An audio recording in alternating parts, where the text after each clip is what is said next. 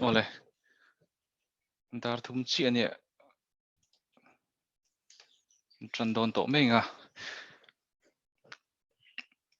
o amasa in voinia online running khom zong te Isua Krista mingle kan ko ran BMCF min chi be kan pu du chua hei February kan chuang kai le ta sang ni som ni pania alom le a chuti rual chuan pathian le ko ran te roi tu te du sang na ka chang anin ka hria hun tha te kan ei wang hian lom tu kan soi du boka chuan Bible chang atoi kan chiaranga ka chiar tura hi Jacoba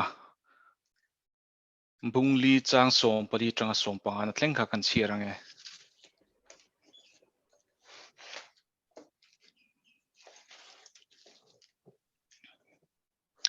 naktu ga chuan enge lo om don in thrasi lo in nun na chu enge ni chung rei lo te langa ral le mei thin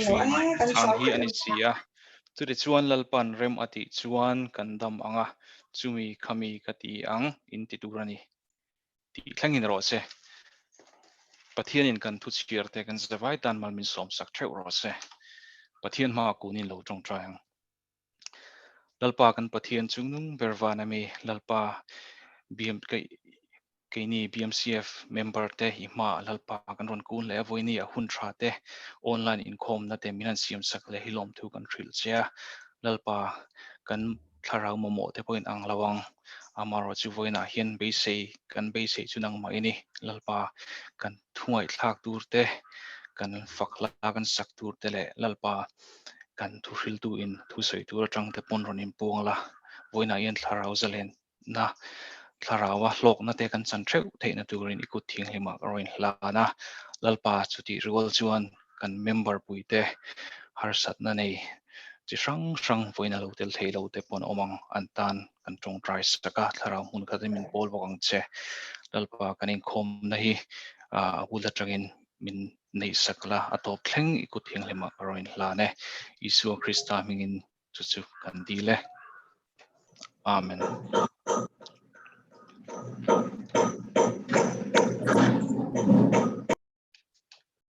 ole tuna chuan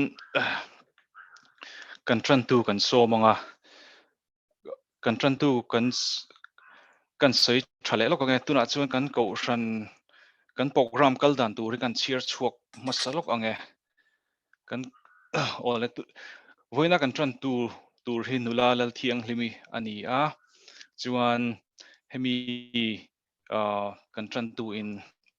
atran zo hian hla sakna te kan an nei lenga kadu berlal party kha kan sa anga chuan ko ran secretary kan somanga chuan chumizo chuan pastoral prayer nei turin pulal din fela pacho kan som bokanga chuan ko ran Christian hlabu zanga somkona pero uti chuan packing omti kha kan salenga tholom hlana te kan nei anga chuan hemi pa hian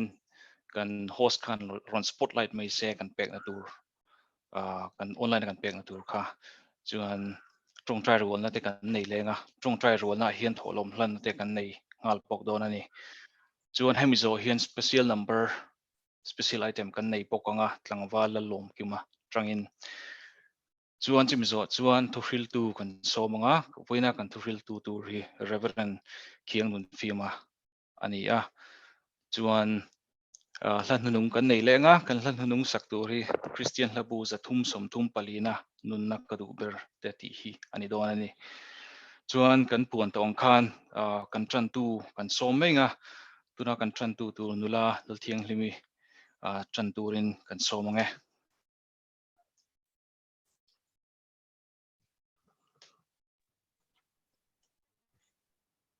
Pathian siang nên mi lâu ngay sáng rồi lục sang changa sang quan thleng mi lâu ngay sai la athina an puin ama nen kanin zum do si chuan athole na an pui po in kanin zum bokang hengi shaila kan mishing hui chu ahne na khen be in na om ve ta swal pu taksa chu ti bo rala om theinan tun achina swal boya kan lo na turin tu po thi to chu swalaka achhak to sia tin Krista hne na kan thi ve to chuan a hne na kan nung ve bu kang ti kan ring ani Krista chu mi thi jing na ta kai thu in na oma athile don to lo ti kan she si a thina chuan ama chunga thu nei to si lo atu thiang him la pan min som sa pro se pathian hian nai lo tung cha yang lalpa kan pathian du tak min hmangai tu le min engkol thin tu o lalpa I kaushan mi te voina inkhom na hun thatak min pek le awang hian kan lom thu kan shila che lalpa kan inkhom chung jong nang ma min om puila min ti boy thei tu swal se tan na tho sang laka nang ma min veng la lalpa chan vo ni te puina thataka an ti theina turin nang ma om pui bokang che kan inkhom abul min chan sak to hi top thlanga min shwai turin chung chui pa pai so Krista mingin I hne na lom thu soi chungin karon de la che Amen.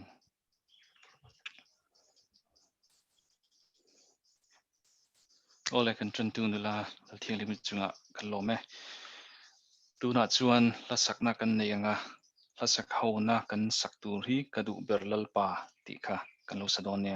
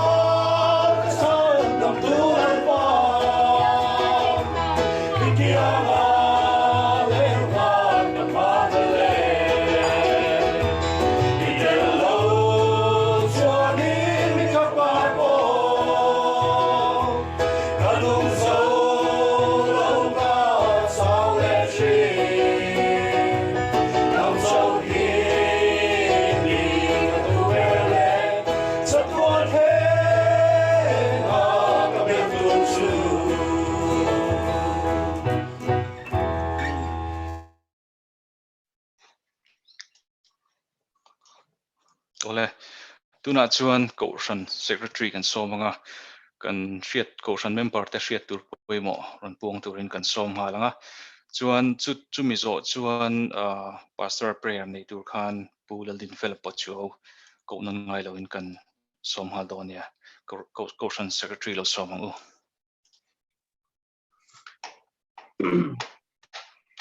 ale vina Pathian betura local konzong kawhran member te BMCF kawhran member te chibai kalau bukcha BMCF mingin nalpai so Krista mingin chibai ka bukcha ni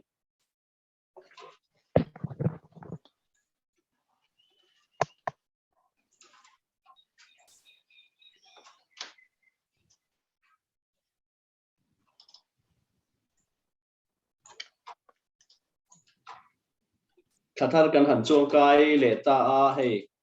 February tha Pathian kun thatak mai min pe a member thar te soyang khan ka voinia hian kan mem kan han thechia lo nangin BMCF aroni khom zong zong te voinia ron khom te BMCF in kan lo lo min chibai kan lo buk chewa Bangalore mizo te ta na kawhran in khom nine ron tela vain lom thu kan hril chewa voinia voi khan na ta na lo tel te kan mani chuan BMCF kawhran in khom ron tel fo turin le internet tu taka kawhran in khom na lo tel thin turin kan som chewni tin kan member kan jinga rong bol thin te covid awang te le chung control na awang te a ho min ho san anum thina chung te po du sakna kan hla na en ka zel na tura en til ti zel na tura BMCF in du sakna kan hla chewni kan in khom program hi kan hroi tu khan na chial chuak to a ka soi ve to lo banga mara chu kan in khom hroi tu hi pu lo rin ge ta sai lo ani hi BMCF komin chunga kan rong bol tu te zinga mi ani cholni le hi February ni som pathum ani kan in khom program chu he pian hian ni ang kan in khom hroi tu tur hi nula sai jam pui sai lo thalai Paul assistant treasurer ani anga tran tu hi nula Stacy rin tluangi ani anga tholom plan tu hi nula Irene lian moi thamte ani anga special item hi nula sai zi pui ani anga tu chamin thil tu tur hi pu PS chuasa ani don ani February tha kan thu pui hi in ring rengin omro u ti ani in ring rengin omro u ti ani a mathaya bung som ni pali chang som ni bung som ni pali chang som ni pali de le korin thon khat bung som por chang som pathum te jakob bung li chang som pali tang te ala ani no pang Sunday school te dan pa nga yangin tu kin jing lam khan zoom kal tlangin online in khom an han nei le a an ni hi kan soi tong khan kum top exam turin a hani bua sai me ka voin ni khan zirtir tu ten kumin chungan zalai tlang puite en non puina an han nei a tiang chuan voin ni tu kin jing lama khan in khom hun an na thatak men nei le a pathian ni lom le tur khi February ni som pathum hi exam an nei hun tur ani a tong tra na te por shelingin nu le pa te le ko remember ten no pang Sunday school zil lai te tong tra na share la thaw me sarkar in khom hi komin chunga tan in khom kan han tran le ta a tun kar ni lai ni khan sarkar in khom kan han nei tran le a sharing te in hun kan han manga member ten tiang chuan kan ruam pathian thu te mangin in pol hona kan nei ni mi som thum panga vel kan in khom ding kan ria a kan in khom po kan hem chole re ni tukin jing lam khan BMCF zai pol in a music video siam kan tum project sang ni som pakua lama tanga kan tran to covid awanga kan chun zom thei lo kha kan han chun zom le ani a tukin jing khan vartiana zing daru vela chuakin kan thalai mi som thum par velai me devana hali Bangalore khopon khodang ani jok mang chu an kal wanga shooting an vaneya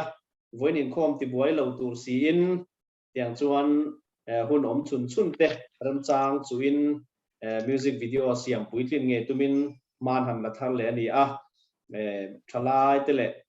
music video organizing committee te an fakom ne ni kan music video hi pusang le na kan senior pusang le na la en chiang te ti la ani a hi thatta ka chu tumin music video puitlin nge tumin tukin jing khan tharan han thole ni atong trai na te por sheila atha nge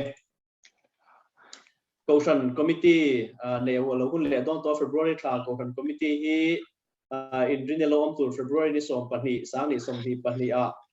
chatu da ni le chan ve a BMCF quarter a nei tur ani a committee member te kan han in share tira ten caution committee a hian member a du tiang ten agenda kan nei chuan zia kina thelu theya chu chu ke ma ne na zia kin a thelu the ten email bmcf75@gmail.com lama po hian email in aron thon thei bok ani in komban hian thalai pol lamin committee an nei do na kaidar nga a thalai pol committee member te committee tel turin an share tir ani covid awangin damlo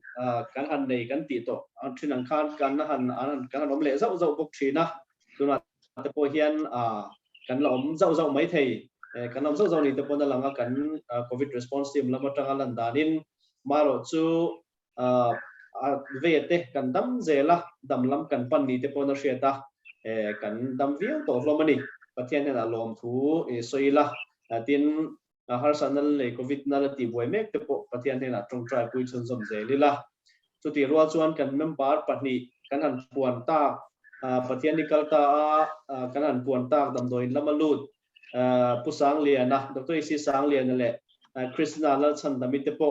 le dam doi na tangin an chuak felta ti te kan han ria a maro chuan ni po hi taksa an taksa ra chaklo dun viau mai ko ran member ten trong trai na lama te po she chun zomila atra ange pusang liana le kristina i dam doi na tang chuak lim te po trong trai pule tin chu ti ro chuan kan ko ran member te zinga taksa chaklo te kan senior te trong trai pui ngai nom fu thina trong trai na lama in shet lang thinila tha nge tun kar chho hian zual ko pani lai mai kan neya apui kan ti a ko ran lampon kan social media lama te po kan don ta la nang khan kan member tlangwal aga pe lal ro sang a chuan pa puvi lal rin oma ani hi kum som ru paria tani a me heart attack awangin February ni zing dang ni khan al suna tiang chuan ko trong tran lama te po kan han in shia du angin plan thut program kan siam theilawa hei hi agape te omna hun ram chan lo awang te ani tiang chuan kan chaplain te le area 5 lam shroi tu ten trong trai na hun te an bomang trong trai pui chun zama mo khop mai ngatin plan thut na kan nei theilo te hi ko ranin khoma trong trai sang na kan nei thin angin voinia kan pastoral prayer na minne sabtu tur kan ko ran treasure point heng hi trong trai na mat ko min share sak don ani in nizan mai khan kan ron ta la nang khan kan nula kan member nula sang te i nula ram nun sangi chuan anu asun ve lau mai boka pi mang chiangi ani poi kum som ru paria ani pi mang chiangi hi ani hi bp le lung le kal lam thalo te ani kopdeva an chen na mun chen na kwa bol pi ng lama bora san lau maya ani po tong tra na ma te kan share vo in pathian ni te ani bok ba ka ama exam lai mek te ni athan thut program te siam rem lo bokani in heng te poi vo india pastoral prayer kan share tur te ani boka nula sang te i chung kwa tan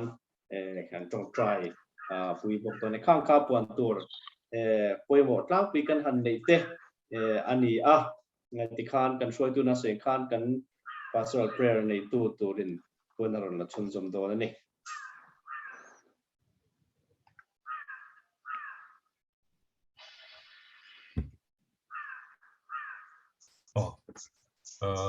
kan tatina kan nei angin pastoral prayer kan nei na chan ama sabera chuanin kan member tun thla February thla anniversary nei te le wedding anniversary te le birthday nei te tan pual khan kan ti a tin kan han ti chozel na member te I damlo emo harsat na nei tharau lama po ni se ka tiang tan te pong kan trong try sakanga tin tuna kan secretary na ron so yang khan kan member te tun kara tlangwala ka pele nula sang te ten an chung te an chung ten an bowral sana chung chu trong try turin kan ka trong try dona e tun thla a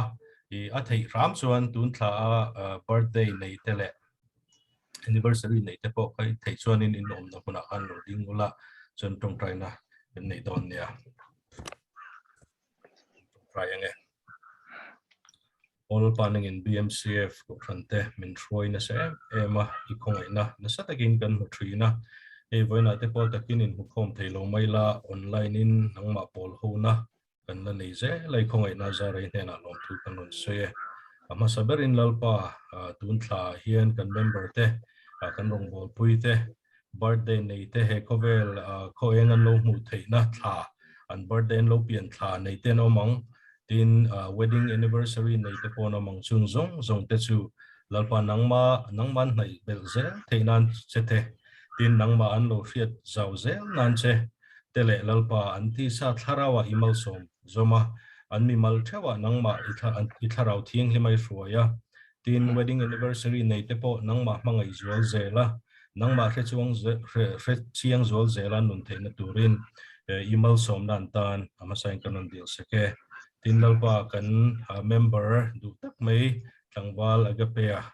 apa puvilal in oman tun kar khan heart attack wangin kovel la chu sana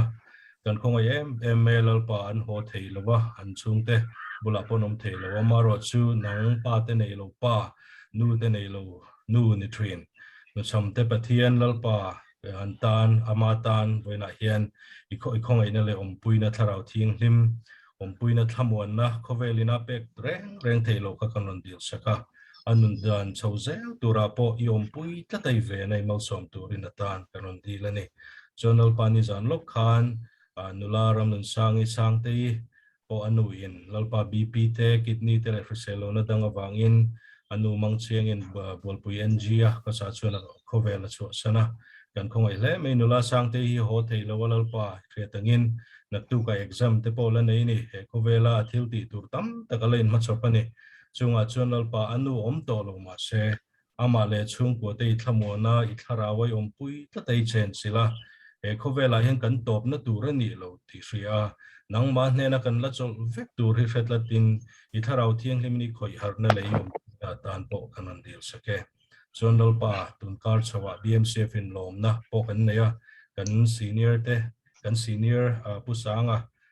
Dr. HD Sangliana COVID wangin hospital aten lut rupa amaro chulalpa dam takin la inen kol chunzom ngai ma se dam do in chuasan theini siama inena long tu kanon se ti dam zelin om pui zelang che chu tiang bokin Christianai po lalpa dam do ina tangina chuaka kan long pui le mei ti chakin om pui zela nangma nai zel theinan po tan kanon til seke chu tiang chun kan member a hin kan harsat na rang ai nang lovang mimal rang thilti rang ngai tan rang nei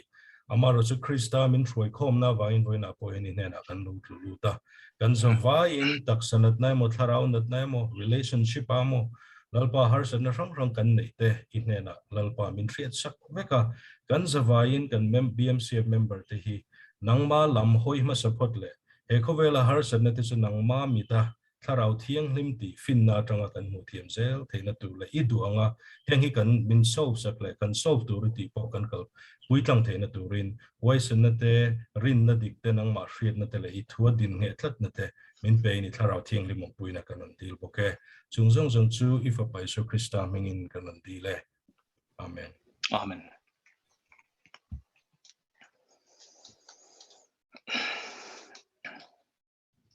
Ole tuna chuan Christian labu zanga sumkuana pero uti chuan pekin en omang ti kha pathian fakle choi moinan kan sa anga heti rual hian screen a kan host te khan ron chop chhuale mai karinga khami kan GPay na tur kha tholom te kan pek na tur kha ron langpa poka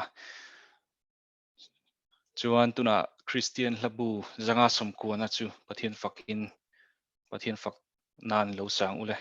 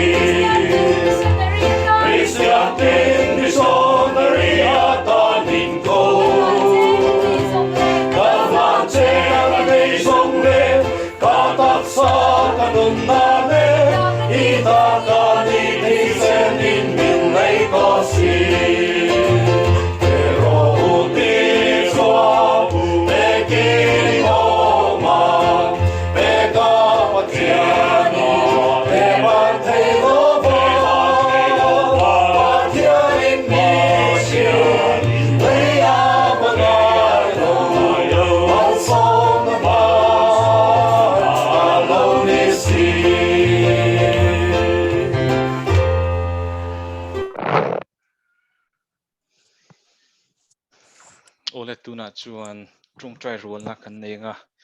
kan trung trai rol na kan subject tur te ka screen a khanin a thei chuan ron ti lang ram thei se ole kan thupui thei kan chiar chuak zoi zoi nga kan trung trai thupui tur te chu BM pakhat na chuan BMCF missionary support te BMCF missionary support ta na ni a kan huang hian hei missionary mi som pathum tan kan trung trai sak anga damlo tan kan trung trai sak lenga covid awanga kan member damlo zong zong tele nat nadang awanga damlo te tan le abik takin kan abik takin Dr. HT Sanglian le Christina Chandami tan andam thatzel natur ten kan trung trai sak anga chuan kohar chung te tan kan trung trai sak anga tuna kan secretary no sai angkhan tlangwal agape la rosanga apa pu lalrin oma aboral santan tele nula lalram nun sangi api anu pi mangchiangi tan pathian in atlamona ompui na tur ten kan dil sak pokang a chuan b nopang BNPS exam nei tur zong tan kan tong try sak pokang a chuan kan tholom kan hlan te kan tholom kan tho te kha hemi kan tong try na hianin kan hlan te langa chuan tong try top na kha chu het keiman karon siamang karon khar mai don nia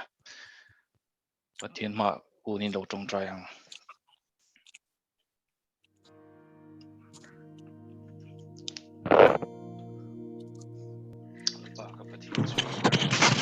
alpa kan pathian ni hoi tu nangin vin e hun tra le lo tak min pe ha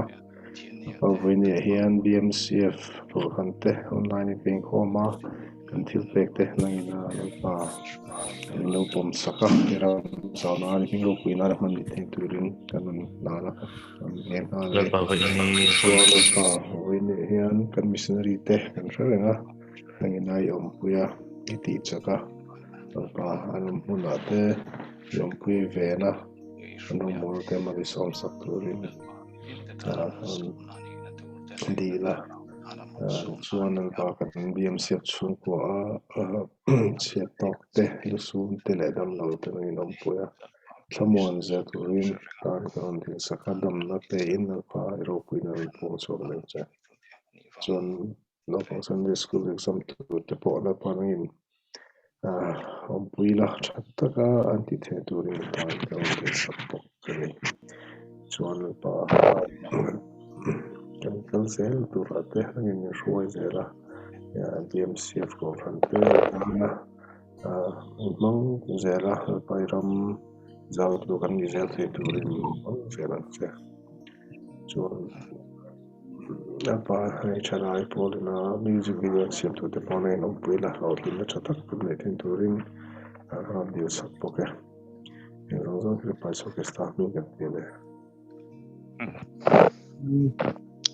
lalpa kan pathian chungnung vervanami lalpa voina ecoshan member te ima kan ron kun le a lalpa kan deal te kan tong try to pui subject kan tho te zong kha lalpa shria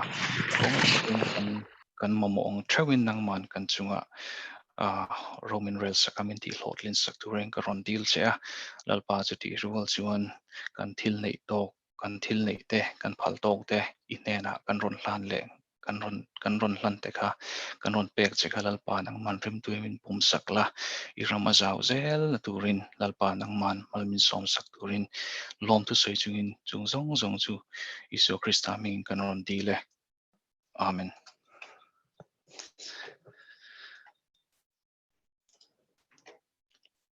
ola tuna chuan special number kan neinga special item tlangwala lom kima nena trangin bilongai thlangu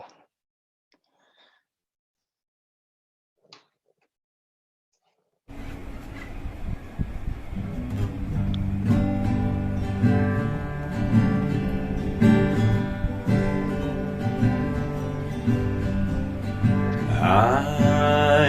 am weak, but thou art strong. Jesus, keep me from all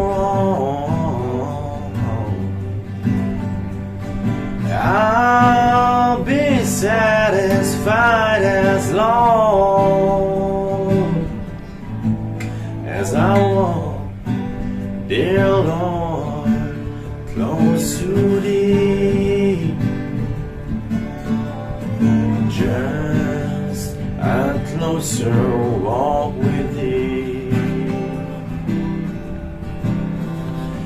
Granted, Jesus is my plea. Daily walking close to thee. Let it be, dear Lord, let it be. Through this world of thorns and snares, If I found a Lord who can, who with me my burden shares, none but thee, dear Lord, none but thee. Just a closer walk with thee. Granted, Jesus is my plea. Daily walking close to thee. Let it be, dear Lord, let it be. When my feeble life is o'er and time for me will be no more, guide me gently, safely on to thy kingdom, dear Lord, to thy shore. Just a closer walk with thee. Granted, Jesus is my plea. Daily walking close to thee. Let it be, dear Lord, let it be.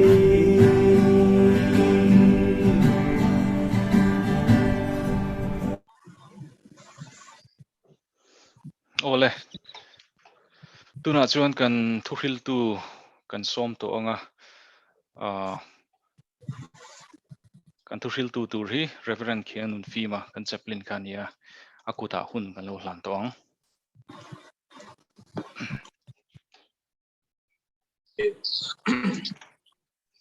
Pathianin hun thatak mai kau than ho te min pele a ama chi Bible ka ama fakle choi moina hun kan han mang le thei hi alo mom lein ka sia a voinia ronin khom zong zong kau than ho te ama sain kan lalpa Isu Krista mingin chi bai kan book chewa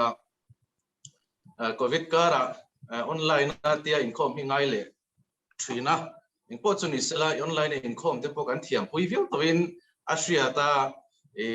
biakin showa ka hanin khoma pui thu taka kan han tiang te po thelo na chin te po oma lema relaxation om te po angai ve thina technical thil te nia kara khan engemo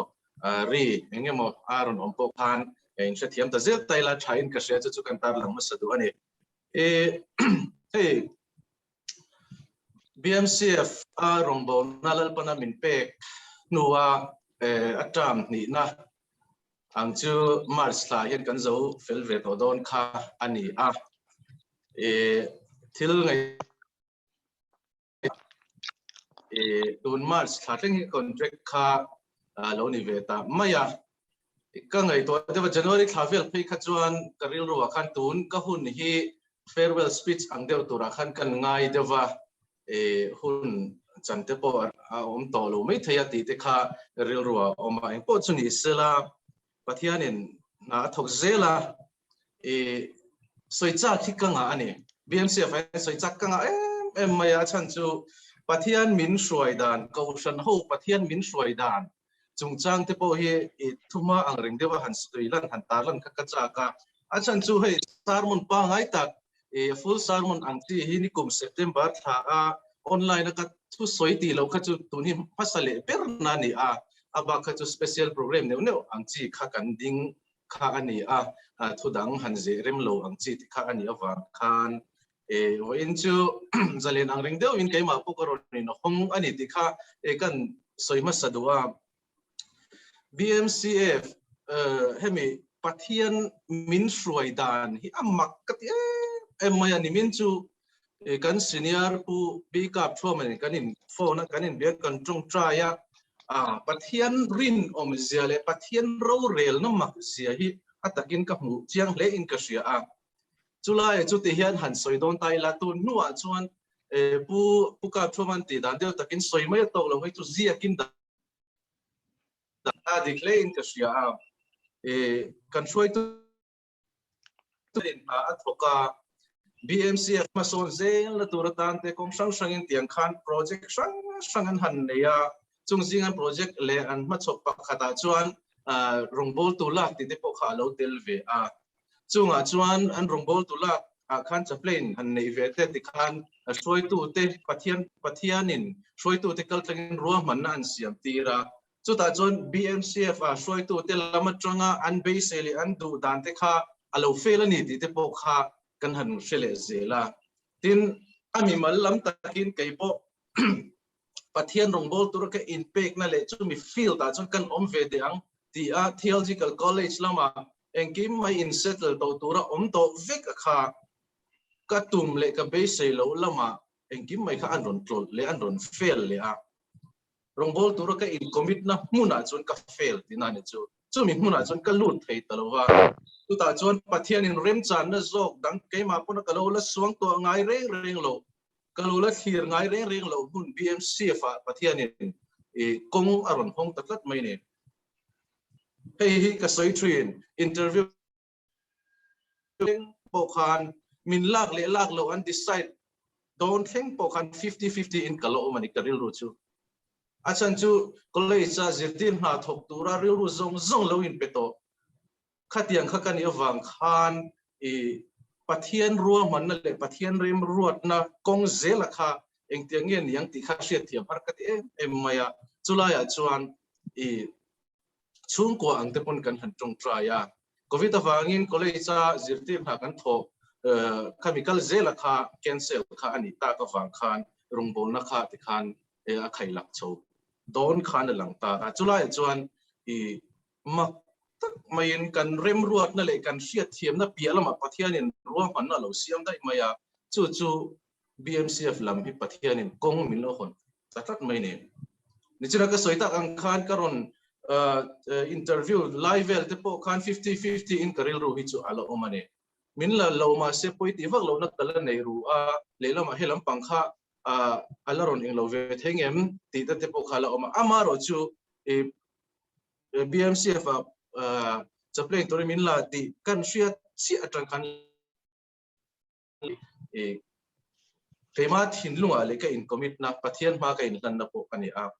chuta chuan keima tum lok na le keima na ka fight le keima na zuk thok ve ram teng tia thei to chhuat ti kha kani bik lova chu tiang chuan keima tum chu fela amar chu pathian tum rama min shoi lu ta chu ta ka chu ni ka soi du chu BMCF pon tum annaya an tum ram chu afela amara chu kai pon tum kan naya ka tum ram chu afela chulaya chun pathian tum pathian ina a purpose pathian program han kan lut ta chian ni ka chulai ta ka chu pathian ha tho voi ni thlengin he BMCF ka om chu zong tum thlenga ka pa avama em in ha tho hi afaro ni an hi ani tok mai ne missing chuan tum kan nei thina base thir ko kan nei thin ani amara chu pathian na thole pathian tum zok zela ka hian pathian na tho hi alo lang fi pathian zok hi alo ro wi zel thin ni ti hi ka shria atakin ka mu ani chulai ta ka chu tun BMCF pathian na tho ro bui tak ka mu na po ni in ka shria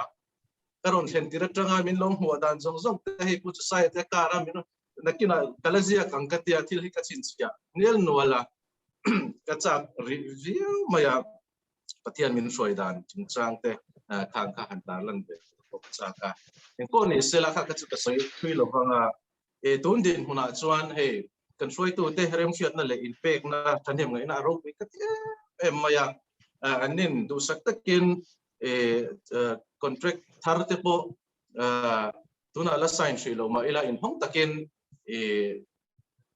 kausan lam chu kan in ringe ti ten min han shil fe po chu ni sa ti khan trong trai na nen kan han te ke hi ka doctoral studies ti te hun so trana kasi te hi na kum no velit tur velit top tur ni to wangin na kum chance kala ne ya nen chuan chung ko te kan han tung try ya la chun zom ve po kha tun din na chuan kan tung try na le pathian min chan na po ni in kan ria a po chuni se pathian min shroi se langa BMC fa hian kan om reng kher lo mai the pathian in he cái này rong bol tu chu enge ma hun ne in ti khan pathian in na tru na mun mun amin da trina in po chuni sela lalpan hun ati chung kan to kan ti kha ka ringa thei to choen tun kum po hi thei to pin chole tiang u pathian ram tan hi thei to bin in chang le tiang u a department sang omte chalai pol te po an chaka he thei to ban chwa zela kan chalai shoi tu te ten Kemi committee sang te chota in ko te thatharin tun lova hian kum thara hian chan in la thar le te uti kha kan run soile du kai pok ka chang do na ni ti kha kan soi do ni bial fan te le a chi sang pok kha ni kum ai chale zo zo ni kum ai chale chak le zo zo khan thei to kan chuang ti kha ring ta ila atha o me chu kai pok ka commitment ABMC fa hian commitment thar nen tu na hen rong bol turi kain bo sei vele me kan ti kha kan tar lang du a member te kausan soi tu te nung zuin thei to pin chwa thar lem u ti kha thuma ang reng devin thil soi cha ka nga si ka soi ka man mo dewa thu soi re hi ka du si lova ti kha achan chu thin khat te ril ruwa chuak mai tu rang ten min nga ya dik na china oma achan chu kan hemi kan ting lova kha kan kontrika kamar sla to mai to tur kha ani a kan halam hun te thil tam tak thira nga ya Zom dan tu te po kan han thir ve nok amaro chu kan trong try kan try tu ten trong try boka pathian ro rel dan le pathian tho kan ngai chang tlang a tiang chuan in ho takin thil kan soi ho ve ka soi tu te ne in kim mai in po ni sela pathian rem ruat zel alani ange ti kha tuna chon ka ril ruwa dan le trong try na po ni ti kha kan tar lang tu ani chuan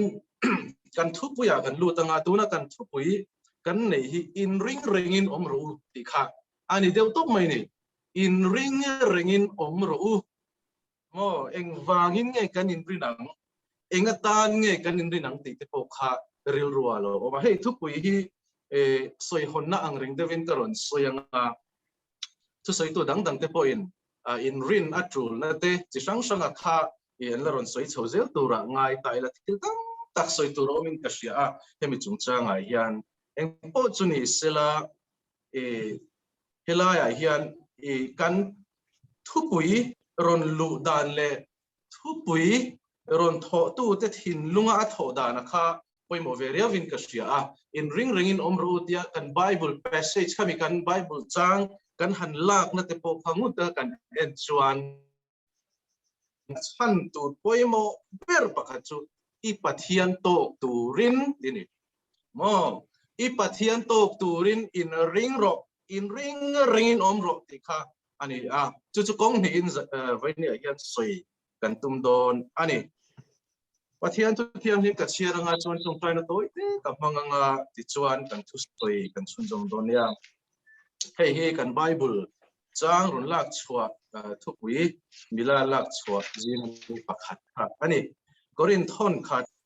bung som paru chang som pathum le som pali kha ka chiaranga adang kha chu soi pa in karon chiar chun jom do na ni som paru chang som pathum le chang som pali ani in veng ula rin na chuan ding het ula in ti huai ula chak takin omru in ti apiang chu mangai na ti ni vek ro se in veng ula mo bi alert rin na chuan ding het ula rin na chuan ding het ula rin na din he va poi mo em in ti huai ula chak takin omru min ti ani lalpan kan thu chia te kan zatan mal ni son sak ro se pathian ma kunin tong traya lalpa kan pathian kan pa du tak min mangai tu i rem ruat na in min kai shoi thina lalpa keima ni du than le lalpa keima ni tum lamai pia lama hian nangma tum lama hian lalpa i ko shan te min shoi thina kan lom le mai in hina lo kan soye tun huna hian lalpa ko shan ho te kanin rin ren atul na chungchang te kan han soi dot ani am kan zinga tharawin nangin thuron soila tharawin lalpa min don hriat fiatir mai pialama hian lalpa hriat nanunga lalpa I thu hi kan hriat theina turin I tharaw thiang him thil ti theina kan lalpa Isua Krista hangin kan don dila che amen le kha kan soita kan khan kan thopui kha in ring ring in omro ti kha ani a chuta chuan I kan Bible chang ron lak chwale he thopui ron tho tu ti mayang te thin lunga alo tho dana chuan chu in ring ringa om turak min du na ber pakhat chu I pathian tok turin ti kha ni tlat mai ni chu kong ni in Bible chang kan lak chwa khan alo lang ta a chu kha kan social media lama te po in ring ring in om ro te kan thupui mi la Bible chang kan soi to ten ron lak chwa khan Mathaya bungsom ni pali chang somli pali na kha an ron la chua ka chu in ring renga kan om na tur poimo tak pakhata kha ni ta ni chu enge kan ti chon lali suwa local le na chungchang tak mai ni lali suwa hi local le do na ama nge ina asoi ani tak mai ni tunai khovela speaker de le thu soi tu tena an soi she ve tak mai ni lang chu lali suwa local le na chungchang in tak mai ni a chan chu he theology he thu zirtir na he ko shan tele a eng mo mi then khat tena an lo lak dikto lo awang le an local sual pui na satlut awangin pathian li sual local le don an te khan e tun mai kal tur ang devin ti khan eng man thil nei te sal ten oma ti khan ti sang sukin palali sual local le na khoi mutlang a lo ma tum ten oma mo kha interpretation a kha pathian thu a kha thil tam takin kong sang sangin mishing ti beidong tu ang leklek a khan atran ve thina wangin thu soi tu tam tak te po hian lali sual local le don ti han out chuak te po hi an tam lo de vem ni o ati then ni amai ro chu lali sual Krista nge ina amman a local le hun don he thil theng tur tam tak a soi tlat mai ni chu vai ne hian kan hlan chia thein lo wa lali rin angai tak zet ani ti kha kan tar lang du ani la hian Bible chang kan share version shimanga Mathaya bungsom ni palia khan kan mu a nam sang anin dawanga ram sang anin dawanga mun sang sanga tram te atlanga lir te angingang chung zong chu naw ve chan tir na ani chung zong chu naw ve chan tir na ani ti kha ani a chang som li pahni na kan chia chun zom leanga chu ti chuan ngai ven ro u eng ni yang lalpa local don interest silo nima sila hi shero u ru local huntu in nei tu in ria sila aveng anga a in are po tir lovang chu wangin nang ni po in ringin om ro u in rin lo huna mishing fapa local don si a ti kha kan mu ani khata khana chiang hle mai chu ti chuan ngai ven ro eng nia nge local don in ringin om ro ti na ni lali suwa Krista local le hun tur hi kan soi lok thelo kan shit thelo wa mo amaro chu a local le don thil theng tur ero min shilani sign min shilani chu mi huna chuan chu tiang khatiang chuan thil alo theng nga ti a chu wan chuan thil then don reng Bible a po hian kan mu a thil dang lam aron then don lali suwa Krista lo pian don a te po ani a political thil te ram mai kha thil khan aron a fam kim na kharon ma kin eng kim mai khan thil dang lam a sign na kharon kin chu ta ka chula le suwa Krista po hian a local le don ni tur a tha tur a kum tur chu soilo ma sela a local le don thil om dan tur tlang puiro min shil sign min shil tak mai chu ni china kan share te po kha a zong in kan soi seng lo ba vai nia hian atlang pui thu kan soi thuak chawani chu kan din mun kan khovel din mun hi ani ti kha kan tar lang dua chung zong antinan tram te in do na thu thang te ram tam le tam in do na chung chang zong te chung chu alo lan huna chuan now ve chan ti ten a soilo ani chuan tun kan hun hi tun kuma aniang em kan shilo na kuma aniang em kum sang alo la liam kan shilo na tu ka aniang em kan shilo ama ro chu poimo in ring in omro ipathian tok turin in ring in omro ti akha anita ani pakhatna chuan ti chuan apani le na chuan ni chuna kanin khom froi to ina aron chiara khanita a jacoba bungsong pali chang som pali kha ani le ta ani hero pathian laliswa krista kan ne na kan zinga aron kal kherlo po a mo keimani sok ina naktu ka kan chunga hin enge thengdon kan siat miolo wangin kan siar nge o ni chira kan siar to thona chui kan siar lenge jacob bungli chang som palina khan naktu ka chuan enge lo om don in resilo inun na chung changa khan naktu ka ichung kwa enge lo thengdon inun na khan enge lo thengdon iselo inu le pa chung changa te I khosak pui te chung changa khan enge chunga in chunga lo innun na chu enge ni mo innun na chu enge ni chumrei lo te lo langa ral le mai thin ang ni mai ni mishing nun hi aro pui te chiam lo khop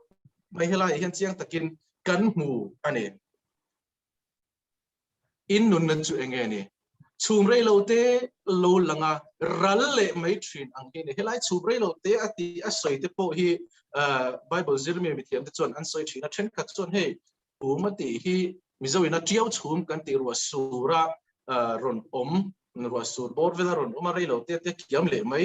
ang kha a soina ani an tia then khat interpretation then khat a chuan tui kan han chuanga hemi a vapor mo ron so ron khu ang mai hi ani ti te an oma then khat chuan mai an zu a voi khatan han pakaron khulu hemi soina ang hi ani ete po an ti engpo chuni sela a rei lo ni ka chiam chung zong ina asoi chu kun rei lo te atan nang le ke hi e khovela he kan om ti a chi tu kan chu wang chuan kan nun na chung changa te kan chung ko te kan engkim mai hi a rei lo ni chu wang chuan kan in buat sai in ring kan om hi avo poimo tak em dia kha ani nun na chu enge ni kan nun na hi mo tunge kan ni te hi poimo who am I tunge kan ni te hi kan in set na ngai hey ming te hi kan soi thina te hian soi ta ila ka ming hi moi ka tian nal ka tia pu pe ka po hen nal atin ka sia ka ming hi ai se sa po khan min ngai sang deu ni hen ka se thina ka mi ka wang chawin nia ka ming hi khiang nun fi ma ni a tam lo khop ania khiang moi te film hian anon ti lar deu ni maya na ba ka chuan ka ming ang hi tam lo ria wa nia hi khiang ani a entinan tunge khiang nun fi ma taka chu ti kha inzo ta illa ming kha ani chia lo kan identity missing identity keng tu tak hi enge ani ti kha inzo ta ila entinan trong kam angin lo language trong kam anga lo soita ila entinan ti hian soita kalu mo kalu ka ti ta ni hei kalu het i kalu chu lu nei tu kha om that me ni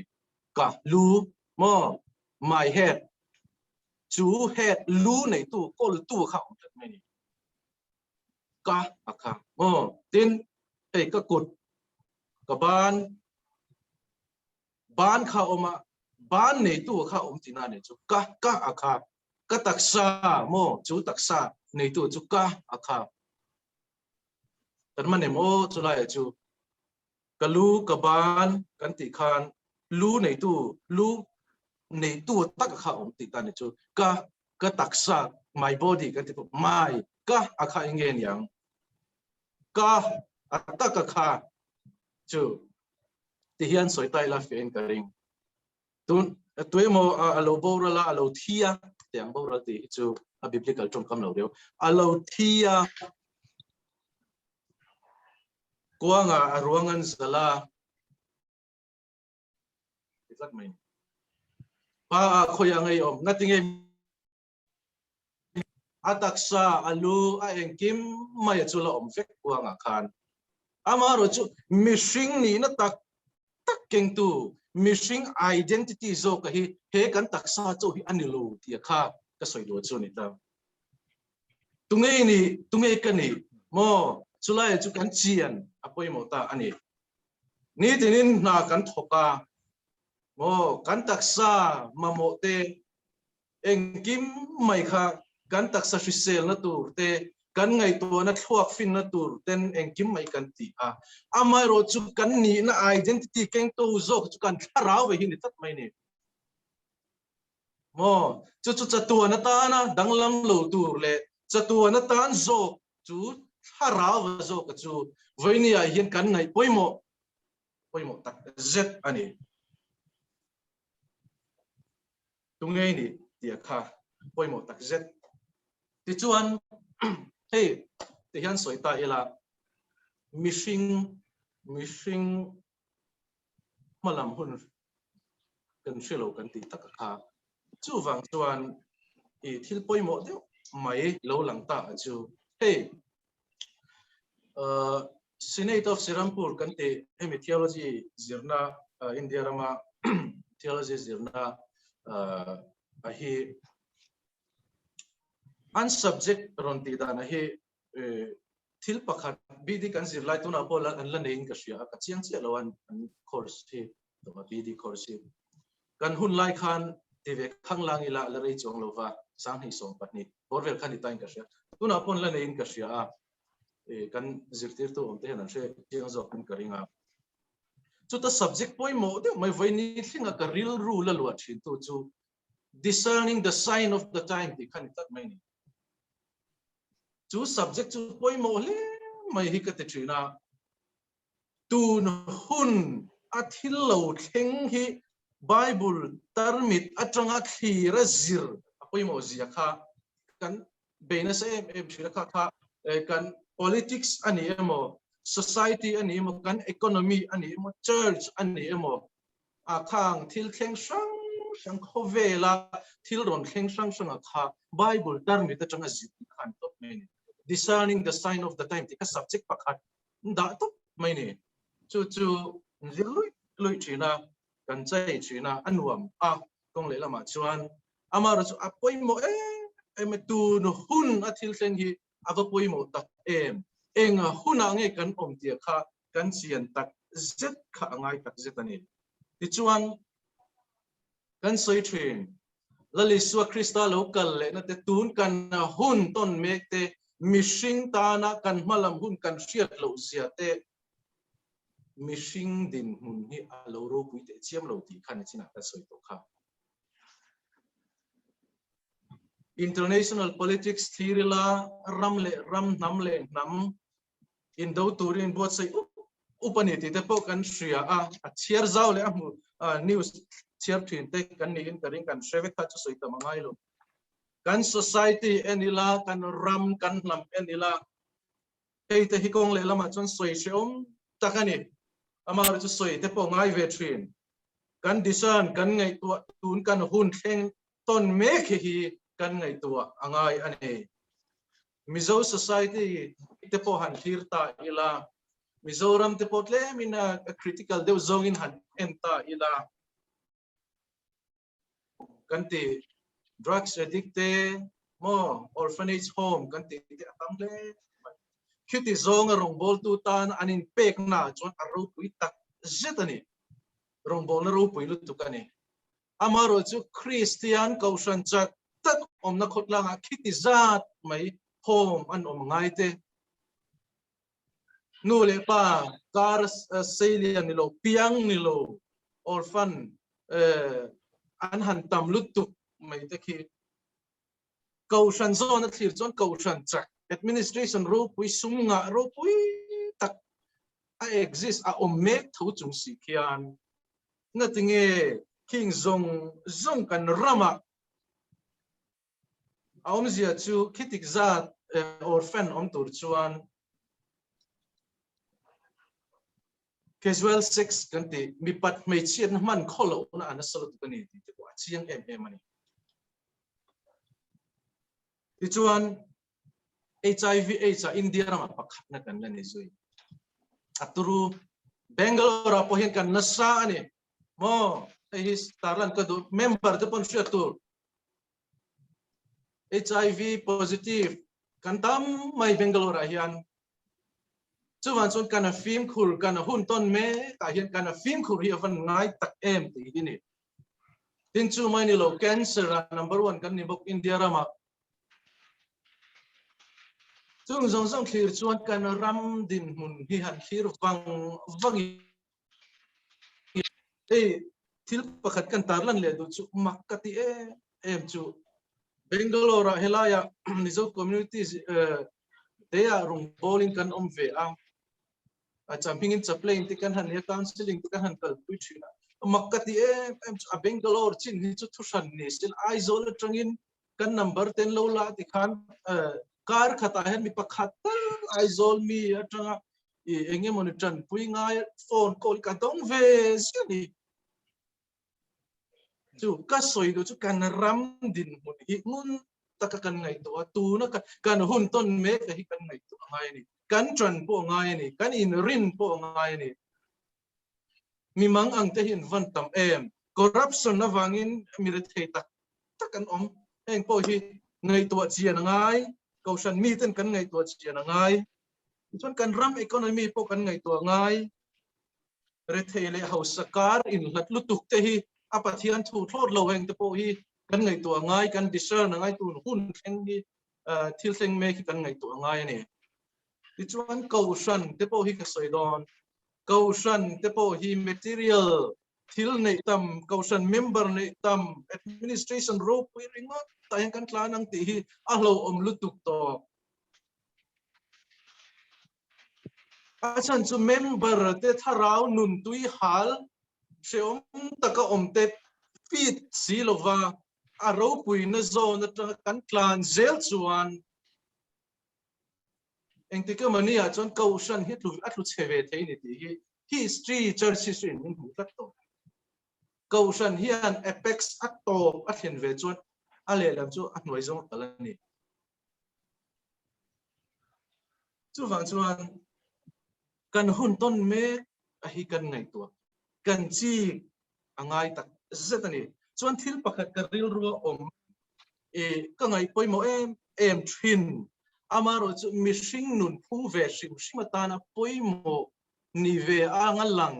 amaro chu thil tha ni ve angalang ma se pathian thu taka thazik tok lo hi a om tak mai ni chu I philosophy lam thil deuh te po ani anga aron chhuah na chu entirnan kan thulak na kan nun foundation na ta na kan thulak na thil poimo tak tak zirti na sang laka kan in rin angai zia tlen tarlan ka du a chu article toite po ka ziak to a hemi changa hian secular humanism kan ti a hi ani tlat mai ni chu sa khuwa tel lo mo pathian tel lova nun thale fam kim sonna ni tlat mai ni pathian tel lo mo pathian da poimo em chuang lova keimani a hian nangma khan chak na omani nangma khan the na omani I the ni ti kanin zirtir hi kong le lama chon atfa a mishing ina hlot lina engi moni in motivate nan po atha em a amai ro chu pathian til reng lova he thil in zirtir vak hi a him lo ti hi katar lang tel du ani achan chu hey motivation te po he an mang na se me ma I the ni nang ma khan chak na nang ma khan power ani nang ma khan chak na chu pang chua ro mo I powerful tu ti zong in kanin zirtir na se maya chuan kong le lama chuan he ta ma na le pani keri rata na in motivate nan thil thadeu angin alang amar chu kha zirtir na kha kong le lama chuan a Christian fam kim tat lo mai ni chulai chu kan man te po hi angai ka chu ta ka chu zirtir na sang secular humanism philosophy atanga zirtir na tha ni ang tak to karon chuak khan I sumdong hawin anon la lu ta zai thiam hawin lan ron po a tun lai cover thalai te a kong aton nei ta entir nan ti hian soita ila slogan ang devin sumdong hawin ron mang chho ta ani chung chu sumdong hawin ron mang chho entinan Nike te pon just do it an ron tia ti to pro thulom don't care just do it tika missing is real ru ron cho phurna le cho thona khan ron mang tlat mai ni ti chuan Adidas te pon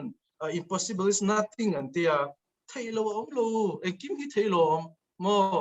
ma se Christian zirtina chon pathian nen chuan ti ni mo missing chau ni lovin pathian nen chuan ti ni chuan puma ti te forever faster ti ten han tet khan missing eng lo torin Reebok te po I am what I am mo a pathian thu em I am what I am eng self declaration khan ni tat mai ni human centric kan te missing kha da poimo lut tu kani secular humanism chon missing kha da poimo lut tu kani then Apple te po andon te think different then te khan chon Sketcher te pon you are limitless heng te hi adik lovani you are limitless kan ni lovani pathian te lo chu engwa ki kan lin lo tir ko tia khani to poimo zo ka chu min ti cha tu pathiana zo ani kan chak na le kanin ha chu ani lo chon khang philosophy te khang ideology sang in ngat re rengi ato at the end of the day ya chuan har sat na tok nge kha I ka ta lang du ani chu wang chuan huna hian thu kan don son thit te zirtir na kan don son thit te teng zong a po kan in rin kan ngai sak kan ngai ven a poi mo tak zitani ti kha kan ta lang du a ti chuan la le su Krista local le na chungchang ani a voinia kan nun chungchang a po nak tu ka engei kan chunga thleng don kan shelo chuwang chuan eng kim mai hi ama ne na in rema ama ne na ma chon thei tura kan in buat sei kha poi mo zetani FSC bunga kha kan chiar angai he eng lo tho khan ni a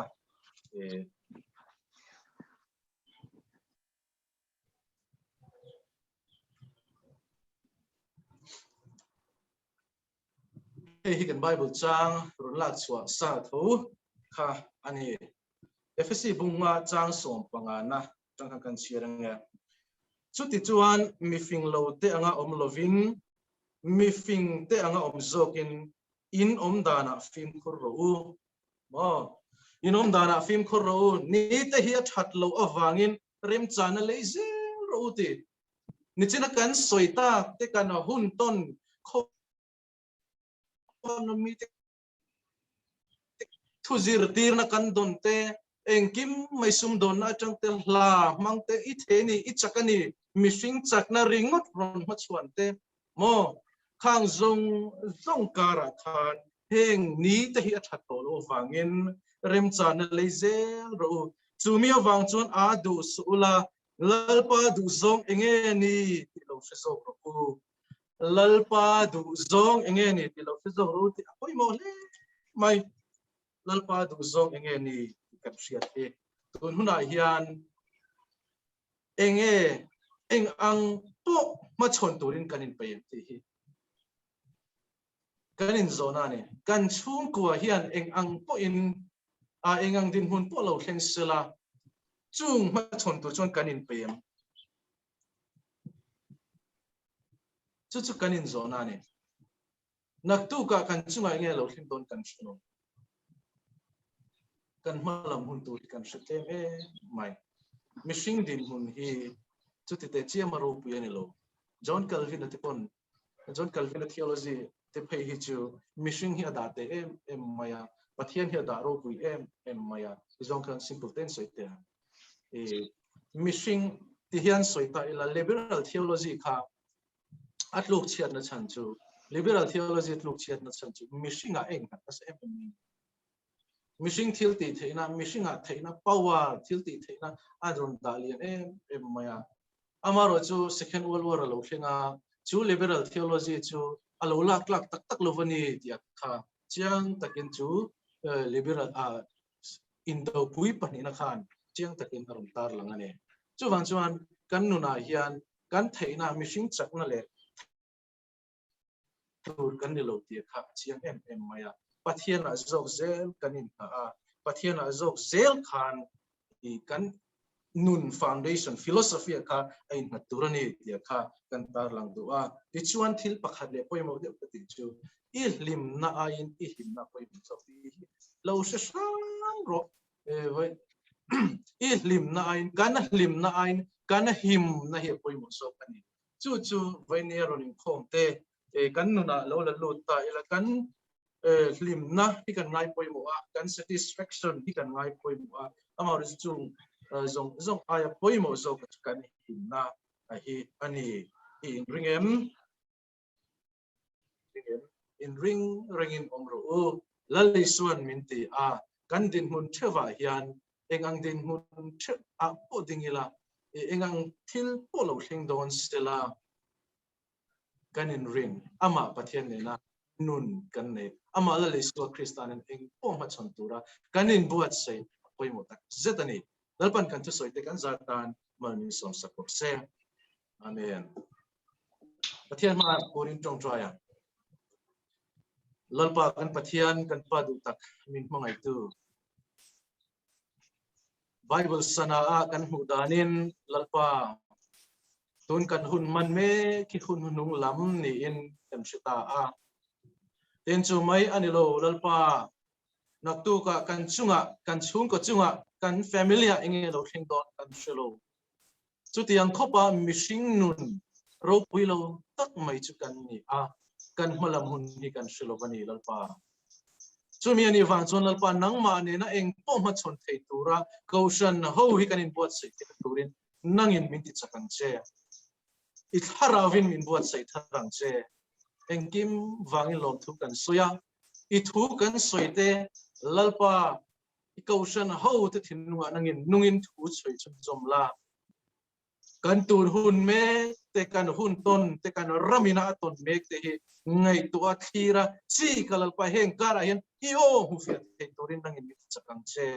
kalalpa Isu Krista min kan dil che amen lekan soi tu kuta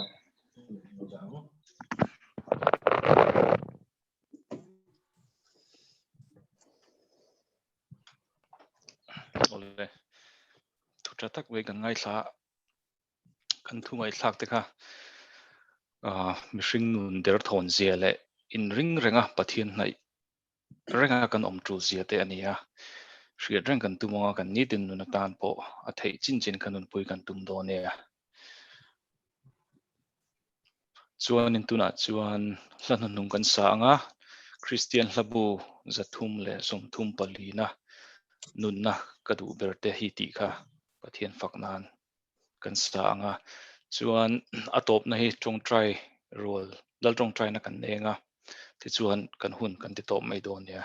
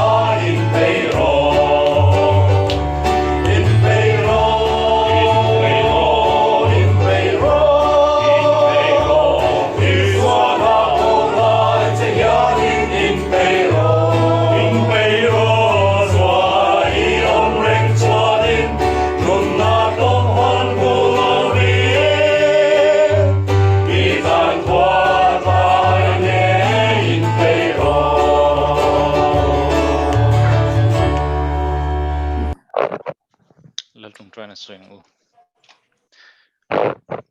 kan pa fanami min song ro se Iram lo thleng ro se se il zong wa nan tiang lemin tu ro se ni tin kan ei ko pin som peng se chunga thil sual thu te kan ngai da mangin pui kan